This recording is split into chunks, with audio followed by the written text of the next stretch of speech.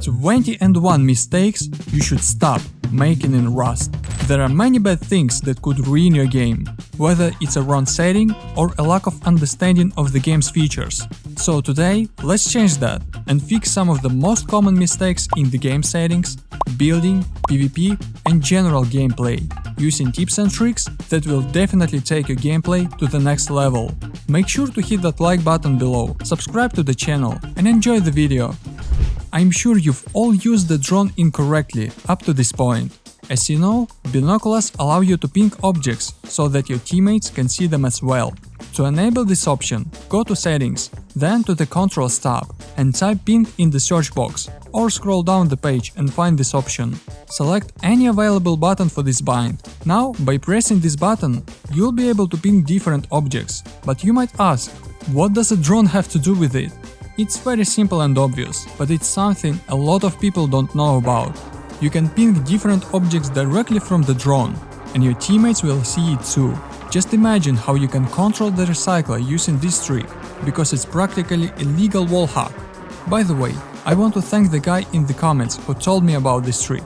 W in the chat for this hero. Farming wood during the day is not a problem, because you can easily see this red cross. However, once night falls, farming wood becomes difficult, because you can't see the cross and have to use light, which makes you much easier to spot. But now it's not a problem. Just go to Settings and open the Accessibility tab. Here you need to change the first option color from red to orange. From now on, this cross will be more visible at night, which will make your game much easier. Trains are one of the cheapest and most convenient vehicles in the game, allowing you to travel across the map. And it wasn't that long ago that you could place barricades on the rails to stop trains, but the developers removed that feature. However, if you place the barricades at an angle, you'll be able to block the tracks. But now, to stop the train, you'll need to put at least 5 barricades next to each other, because the mechanics of trains have changed a bit. And if you hide some turrets on the sides, you can make a deadly trap that will generate you a huge amount of loot. When you drive your train up to the barricades, it will warn you of the danger, after which it will crash into the first barricade and come to a complete stop. That would be more than enough time for the turret to kill all the passengers. So if you stopped using this kind of traps, it was definitely a mistake. If you have already built your main base, but unfortunately you placed the foundation in the wrong place and now you can remove it, but you need to make a compound using high stone or wooden walls, you can place them right on top of this foundation. Here's how it looks like. Place the first wall on the left, as close to the center as possible. As you can see, it covered half of the foundation. And try to attach the second wall as flat as possible to the left wall. It will take some time to get the angle right, but you'll definitely get it. At the end, you will have a solid wall with a small gap. Either way, it's much better than spending 40 minutes to break the foundation. By the way, you may have noticed that I put embrasures inward, not outward, and there's a good reason for that. For example, if I put the embrasure outside, like everyone else does, it will be much harder to track moving targets. At the same time, when the embrasure is inside, its openings are much larger, making it much easier to track the target, because you don't have to go to another window. And here's a better example of what I said: embrasures outside, inside, and again outside. And the same goes for the horizontal embrasures. Can you see someone down below the window? No? Well, look at this. If I remove this embrasure and put it on the inside, now I can easily see the door camper from below. That's why you have to put all the embrasures inward, not outward. That being said, it will be harder to hit you from below, which is another advantage of this trick.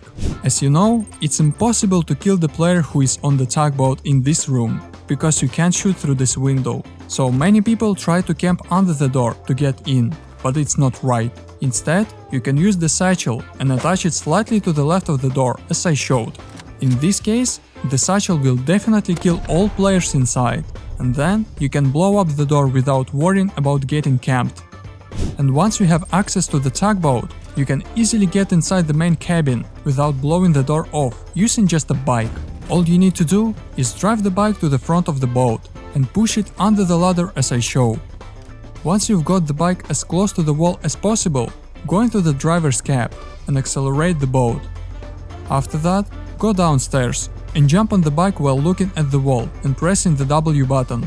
After these steps, you will fly through the wall and enter the main cabin without spending any explosives. You can take full control over the recyclers in a safe zone. This will slow down the progress of other players. To do this, walk up to the recycler, select any emotion and quickly press the E button to open the recycler. If you do what I said, you'll get the occupied sign, even though you're not using the recycler. You'll be able to run, walk around it and look in other direction without anyone else being able to use it. And you can do the same with the recycler next to it, thus blocking two recyclers. So you can stop trying to push players away from the recycler and just block it. And this bug will help you remove the weapon texture. As you can see, I have an AK in the quick slot and I'm holding it in my hands. But for some reason it's not visible, even though I can shoot and aim with it. Yes, other players will see your weapon, but you'll get a much better view. To repeat this bug, you'll need any scope. Just attach it to your weapon, then remove it with hover loot and immediately press the right mouse button to aim. That's it. Now you have an invisible weapon that doesn't block half of the screen when you hold it in your hands, which can give you a slight advantage during PvP. I'm sure you don't know how to really piss off your neighbors, and you've been doing it wrong all along. All you need for this is a cassette, a telephone, a recorder and a mobile phone. First, place the phone inside your base and connect electricity to it. Next, take the recorder in your hands and put the cassette in the recorder. Right-click and record any very loud sound using your mic.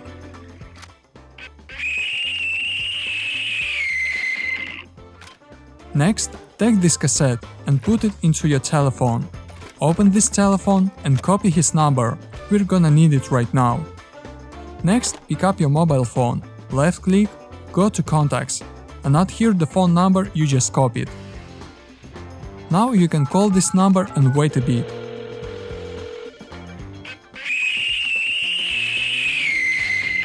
But that's not all, because the funny thing is that you can hear this sound from very far away. And if you want to do something simpler, you can use an old but proven system, for which you need a searchlight, a small battery, a wire and a blocker. Place a searchlight next to the window and point it at the base of your favorite neighbor.